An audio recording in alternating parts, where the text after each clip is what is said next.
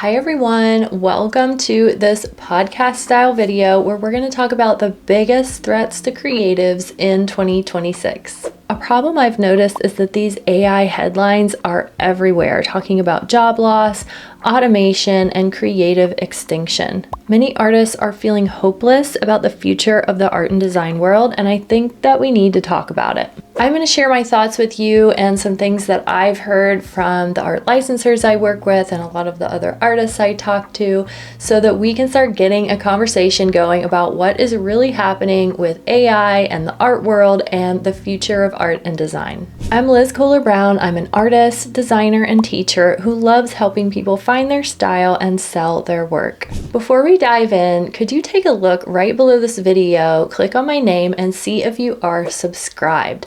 If you're not subscribed, go ahead and click subscribe so that you make sure to see my new videos when they come out. It's really important for helping other people find me on YouTube, and it just tells YouTube, hey, this is cool stuff. Other people should see this. So if you think that that's true, please go ahead and press subscribe so that other people can find me and you can get notifications when a new video comes out. I want to talk about some real threats and some threats that I don't think are actually real. One real threat is that algorithms are deciding what we see and therefore what we make. We're sensitive creatures, we make what we see, and so that can be dangerous when someone else is deciding what you see. I think that the constant scroll is leading to fragmented attention, and people more than ever are having trouble focusing. Creatives are chasing trends instead of making art from intuition because they want to sell more art. I think a solution here is to set some creative boundaries. We need to schedule offline creation time,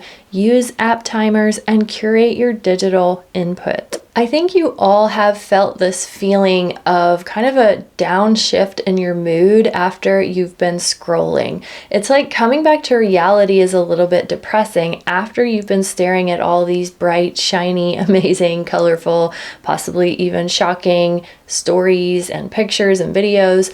Going from that to looking at a creative canvas feels like a downgrade, right? But the truth is that making your creative work is one of the most important things you can do if you want to build a creative business.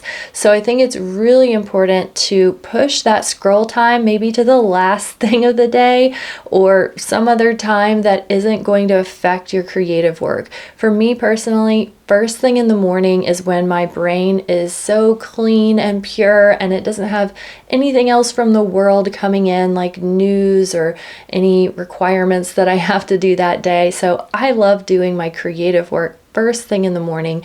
I reserve that time for myself. I don't schedule anything. Of course, I get my kids out the door first, but after that, it's all about using my creative mind before anything else is allowed in. So I hope that inspires some of you to develop some kind of routine so that you aren't at the mercy of what someone else wants you to look at. And of course, who are those people deciding? You may or may not think those are good people who are deciding what you look at each day and making decisions about basically what goes into your creative work, because that's what you're exposed to and that's what you put on your canvas. I think another real threat is that artists are feeling pressure to make what performs, gets likes, comments, and clicks, not what inspires or even what sells. What performs on these platforms is often shocking, controversial, or surprising work.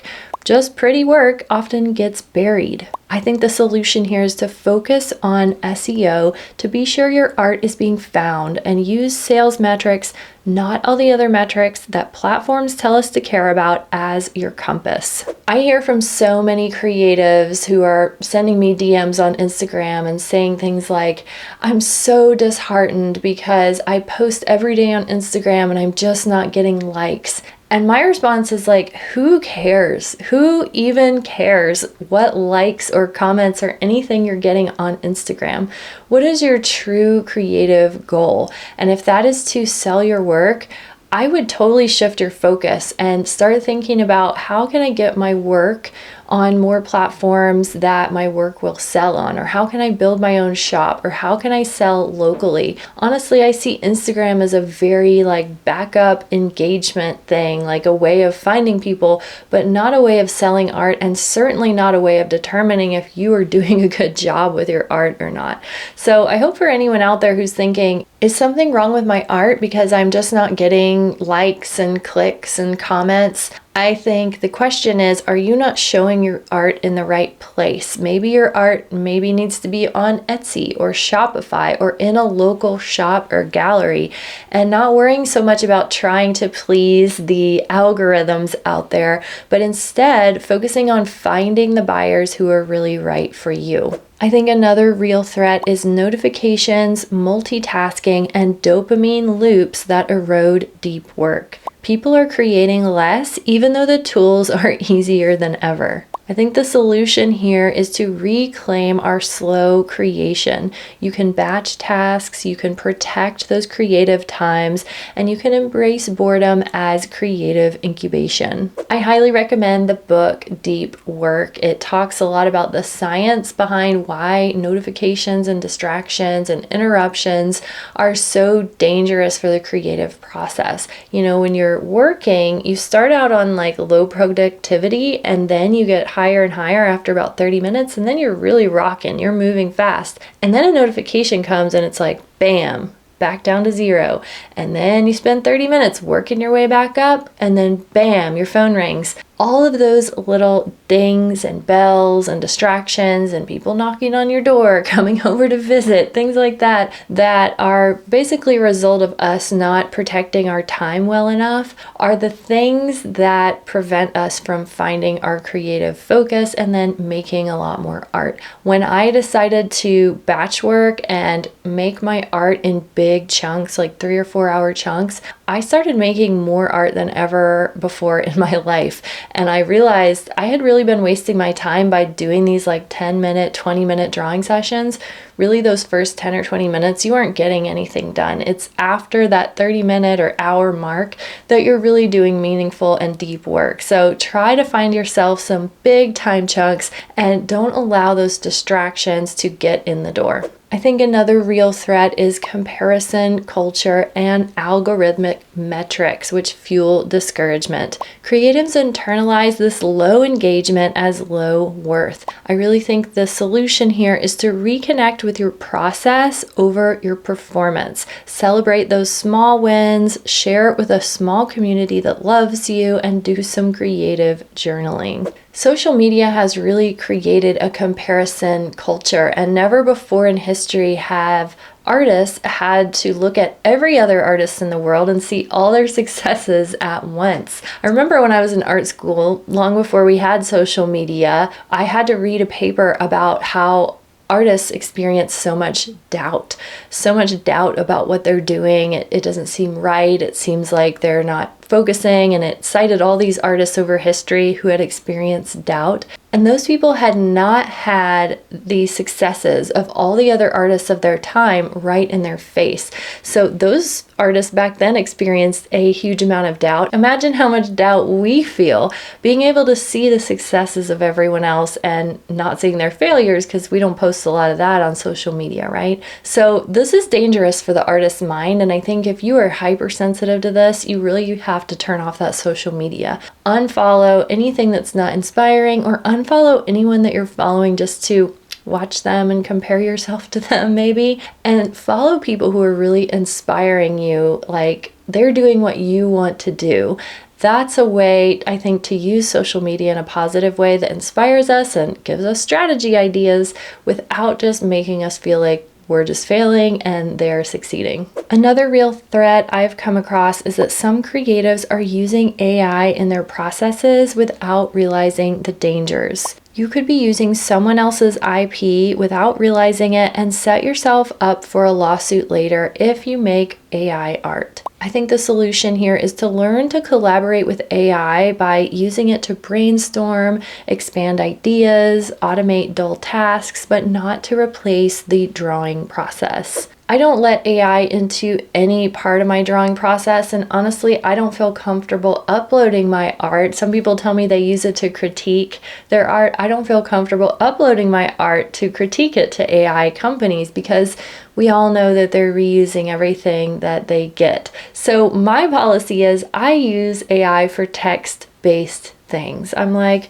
I want to design a calendar that's all about the harvest of the season. Tell me what plants are harvested, include one herb, one fruit, one vegetable, make them have different colors, don't repeat any, make sure they have fruits and vegetables from different parts of the world.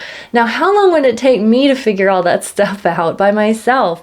So long, but AI will just make me a short list. And then I usually say, that was terrible. Do it again, change this, change that. We go back and forth a while, and it works as a personal assistant, but it never makes my art for me. I don't think it's safe at all, even though there are so many companies offering the ability to make art with AI. I not only don't think it's very ethical, but I also don't think it's safe for the artist, because if your art resembles someone else's art and they come after you later on, you're going to be in a lot of trouble. And that is already happening with big companies like Disney, and we know that smaller companies will be following suit in the future. So personally, I am making a no AI art policy in my business. We don't use it for any of the art that we produce. However, text stuff, I'm okay with that because I translate the images into something totally different. So of course we all have to draw our own lines with AI. Some people are saying absolutely no AI, never ever. That's fine. You have to make that personal choice for yourself. But for me personally, I feel pretty good about it. Can give me text, it can talk to me, but it can't draw or make any art. So let's shift into the how to thrive part of this, because of course we don't want to just focus on the threats. We want to focus more on what we can do to thrive in the coming year. And for me, the number one thing is to recenter. Define what making art means for you, not letting the algorithm decide. Also, refocusing, protecting your creative time, just like it was a client meeting. From 10 to 12, I don't do anything but draw, for example. And reconnect, build human-based communities that algorithms can't control. And of course, rebalance. Let technology serve as inspiration, not replace it. I really think the communities part is super important, and it's the only thing that makes it possible for me to enjoy working at home by myself on my own. I have a community called The Studio where artists and designers get together, enjoy each other's company, draw together. I share trend reports, classes. You can try it for a week if you're looking for a community that makes you feel a little bit more connected to other creatives like you. Check out The Studio with a free trial right below this video. I have a challenge for you all before you leave. I want you to go ahead and unfollow 10 accounts that make you feel less than. If you look at this person and it gives you that icky feeling like, oh, I don't feel good about myself, go ahead and press unfollow. Also, schedule a no input creative session per week. No music, no interruptions, no notifications. Go on airplane and just create. I mean, more than one per week would be great, but one per week is a great place to start. Also, you might try one project made purely for joy, not for metrics. This is especially for people who are having trouble finding their style. You probably just need to play a little bit more. And I have a reflection question to leave you with. If no one saw this art, would I still make it? I find that when I make art that I would actually make no matter what, it ends up being the stuff that sells anyway. Because that joy that you put into your art comes out into the product and people can feel it when they buy it. So if you aren't finding joy in your process, if you're making stuff for the algorithm, or you're letting AI make it for you, or you're just doing it because so-and-so did it and they found success in it, that's not going to bring you joy. But if you turn off all the sound, all the distractions, all the screens, and really make something that's just for you, I think that's where we find the magic, and that's where we find our style. I really believe that the future belongs to creators who can stay focused, inspired, and human. It's not about fighting AI, it's about fighting apathy. So I want to know, how are you battling the ever-present algorithm, AI, and notification pressures we all face these days? So tell me in the comments if you have some tips for getting around this issue of all these pressures that we're feeling, all these technologically fueled issues that are affecting artists, affecting your creative flow.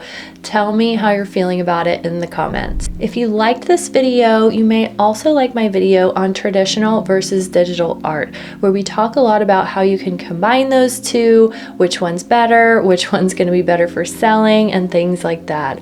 Also, we have a video on 0 to 10K mindset to grow your creative business. So if you are struggling to grow that creative business, that would be a great place to start. I'll see you all next time. Bye.